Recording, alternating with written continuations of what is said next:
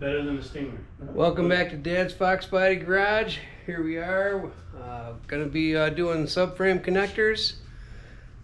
Kevin's over here getting everything ready, and it's our buddy Randy over here. Say hi. Hello. And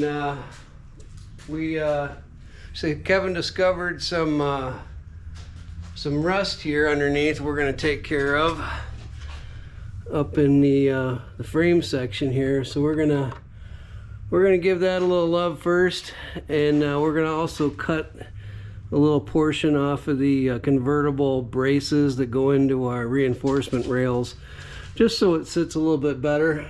And then we're gonna get after it. A lot of welding to do. On it all? All right, guys, I think we're all prepped. I'm gonna show you what I can here. Get the light over here.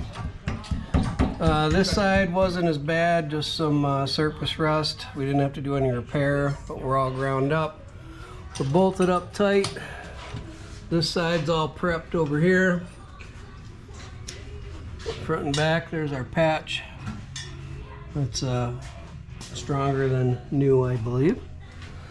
You know, she's not no beauty queen from the bottom side, but that's fine. It's not made to be pretty, right? It's made to go, not show. That's what I say. Anyhow, we're gonna start tacking in the passenger side, and I'll try to get some video on that, and I'll get back to you in a minute.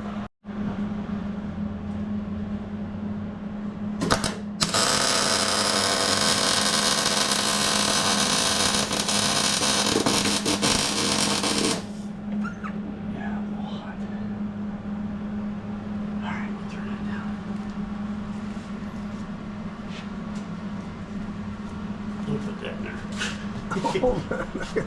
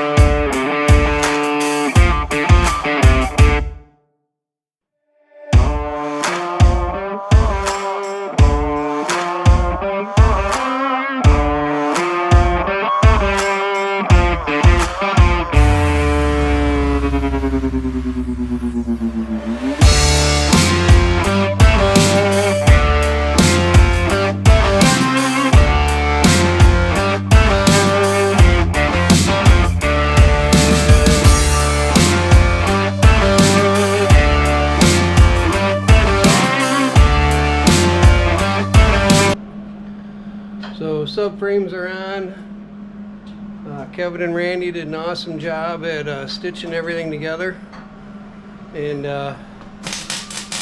we've been wrestling with the exhaust here, trying to get it with the right gaps, and so we're not banging into stuff under the car.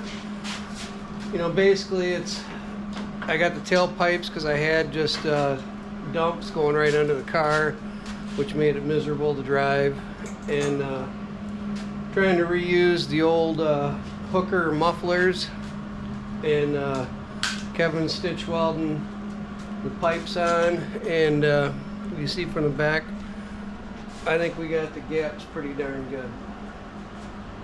Yeah, I think that's really nice. So Tucked up nice and tight. yep. Yep.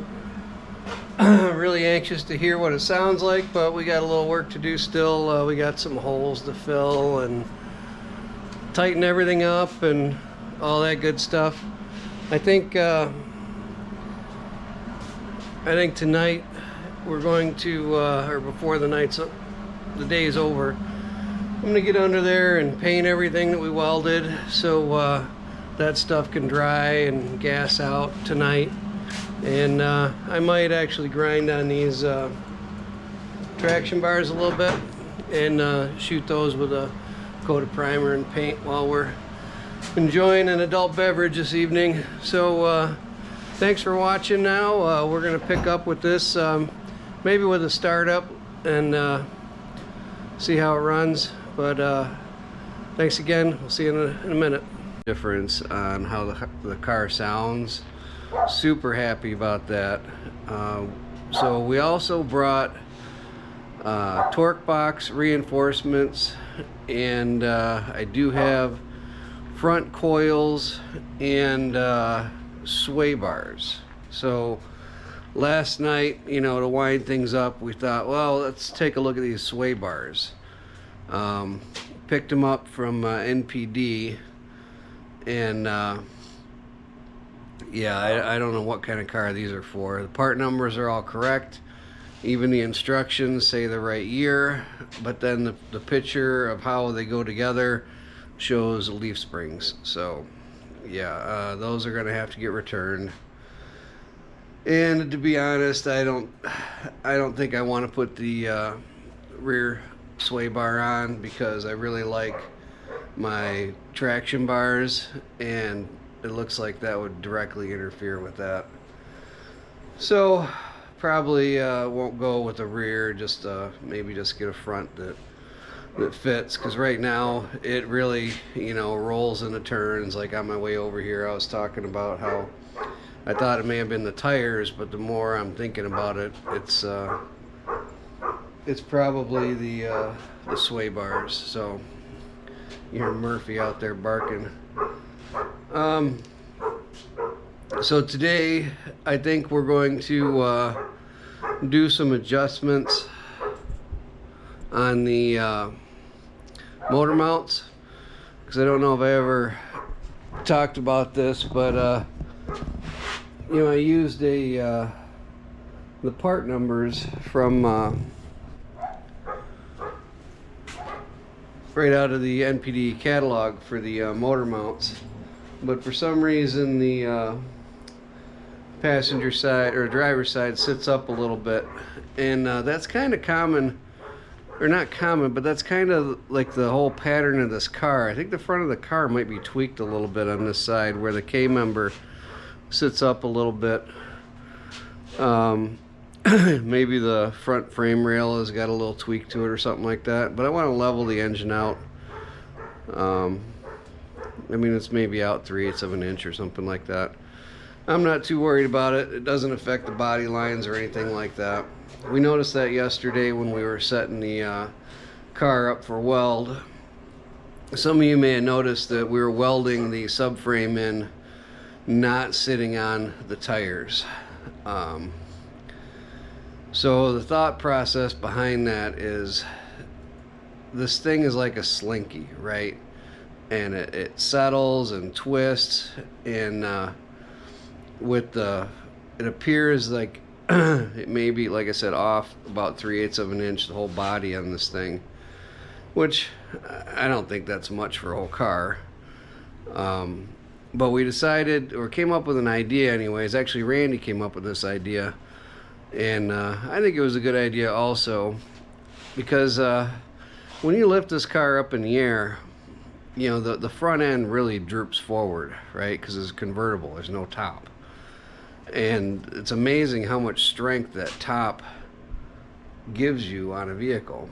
So what we did was we had it up on the crane, or up on the hoist, and then we put a jack under the K-member and just put enough pressure on it, because the K-member's in line with the tires, to start taking a little bit of pressure off the post. So we had a 3-point connection. So coming from a machining standpoint, because that's my background, you know, you always want to set something up on 3 points and then have an adjustable fourth, because then it's in a true rest position. So we did that, and everything really worked out a lot better than you know, if we were going to try to do this on some blocks and laying under the car and everything, it would have been impossible. And huge shout out to Randy yesterday for welding.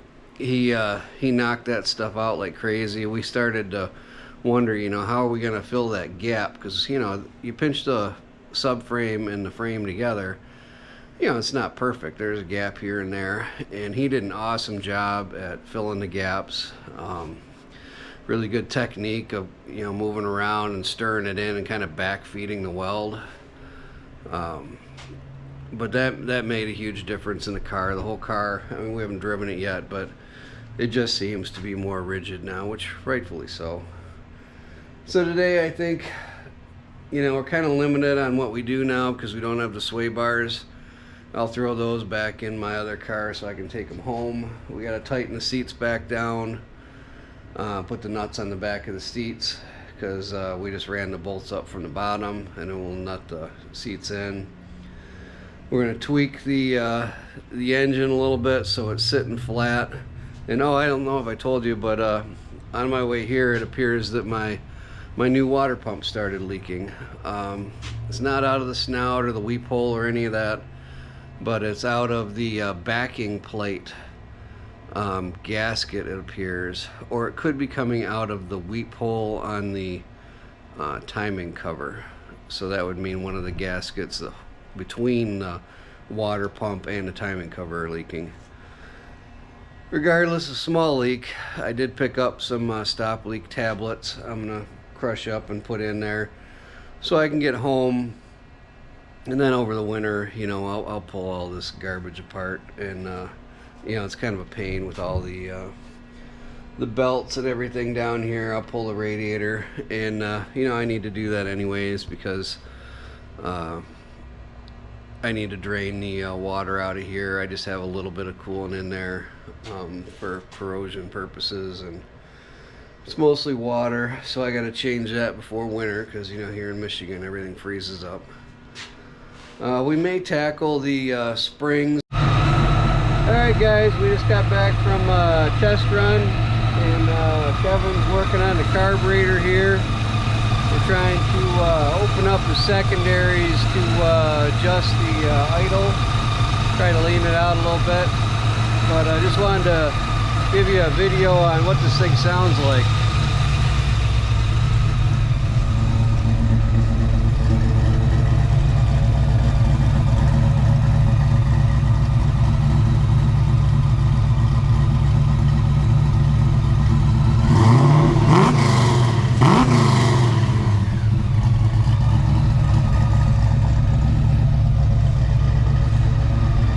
Can't buy that. Man, oh man. It sounds awesome. Anyways, guys, I think we're about done playing for the weekend. We're just tinkering with the carb now. Probably grab lunch and call it a day, but thanks for watching.